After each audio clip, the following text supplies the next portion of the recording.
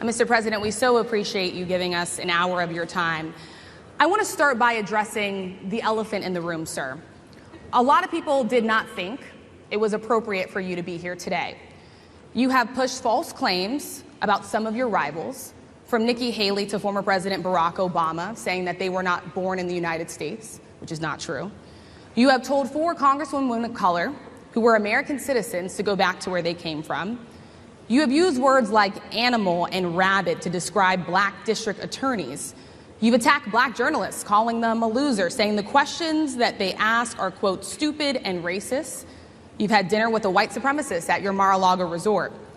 So my question, sir, now that you are asking black supporters to vote for you, why should black voters trust you after you have used language like that? Well, first of all, I don't think I've ever been asked a question in such a horrible manner. First question. You don't even say, hello, how are you? Are you with ABC? Because I think they're a fake news network, a terrible network. And I think it's disgraceful that I came here in good spirit. I love the black population of this country. I've done so much for the black population of this country, including employment, including opportunity zones with Senator Tim Scott of South Carolina, which is one of the greatest programs ever for black workers and black entrepreneurs.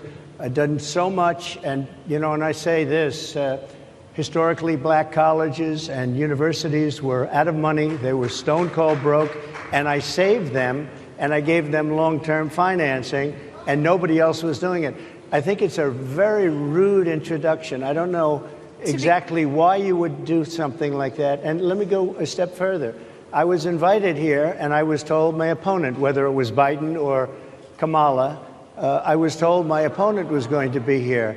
It turned out my opponent isn't here. You invited me under false pretense. And then you said, you can't do it with Zoom. Well, where's Zoom? She's going to do it with Zoom, and she's not coming. And then you were half an hour late. Just so we understand, I have too much respect for you to be late. They couldn't get their equipment working or something was wrong. Mr. President, I would love if you can answer the question on your rhetoric and why you believe that black voters should trust you with another 4 years. I have been the best president for the black population since Abraham Lincoln. That's my answer. Better than President Johnson, who signed the Voting Rights Act? And for you to start off a question and answer period, especially when you're 35 minutes late because you couldn't get your equipment to work, in such a hostile manner, I think it's a disgrace. Let me just ask a follow-up, sir, and then we'll move on to other questions here. Some of your own supporters, including Republicans on Capitol Hill, have labeled Vice President Kamala Harris, who is the first black and Asian American woman to serve as vice president and be on a major party ticket, as a DEI hire. Is that acceptable language to you? And will you tell those Republicans and those supporters to stop it? How do you define DEI? Go ahead. How do you define diversity, equity, inclusion? Okay, yeah, go ahead. Is that what your definition? That is give me a literally definition the words then. Would you give me a definition DEI. of that?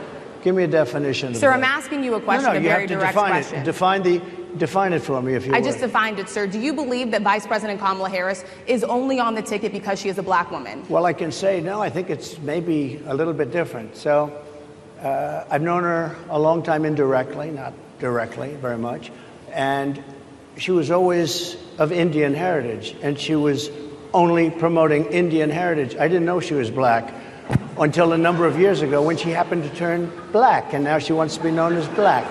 So I don't know, is she Indian or is she black? She is always identified as a black woman. She went to a historically black college. I respect either one, but she obviously doesn't, because she was Indian all the way, and then all of a sudden she made a turn, and she became a black person. Just to be clear, sir, do you believe that she is somebody should look into that too when you ask continue in a very hostile, nasty tone. It's a direct question, sir. Do you believe that Vice President Kamala Harris is a DEI hire, as some Republicans have said? I really don't know. I really don't know. Could be. There are some, and there are plenty. I know this lady right over there, Harris, is a fantastic person who just interviewed me at length. And we had a great interview, I think, and I heard you got very good ratings on that interview. You told me it was the longest one of your life, so we had a good discussion. Look, I want to talk about why you're here today. I mean, it is not lost on us how divided we are as a country. And as you were coming today, we really got to see that we were divided along the lines of race, along the lines of gender.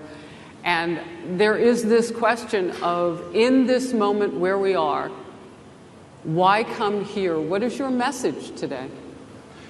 My message is to stop people from invading our country that are taking, frankly, a lot of problems with it. But one of the big problems, and a lot of the journalists in this room I know and I have great respect for, a lot of the journalists in this room are black.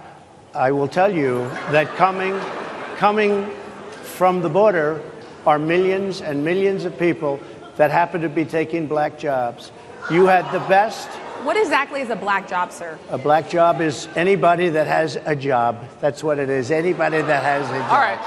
And Mr. President, they're taking the employment away from black people. They're coming in, they're invading. It's an invasion of millions of people, probably 15, 16, 17 million people. I have a feeling it's much more than that. And everybody's been seeing what's happened. The first group of people, the black population, is affected most by that.